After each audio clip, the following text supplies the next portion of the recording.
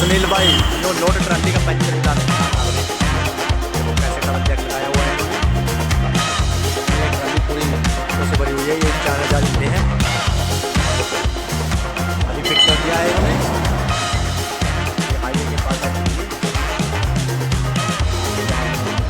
Highway पे दुकान है। अब देखो भाई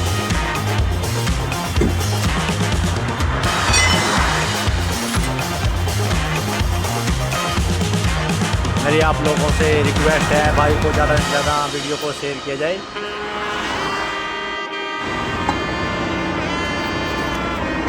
देखो भाई कैसे ये अकेला लगा हुआ है भाई टायर फिट करने के लिए। मैं कहता हूँ भाई ज़्यादा से ज़्यादा शेयर करो भाई को, ज़्यादा सब्सक्राइब करो भाई। अकेला ही देखो कैसे बिना मशीन के लगा हुआ है। आज के समय में भी इतनी मेहनत कर रहा है भाई देखो।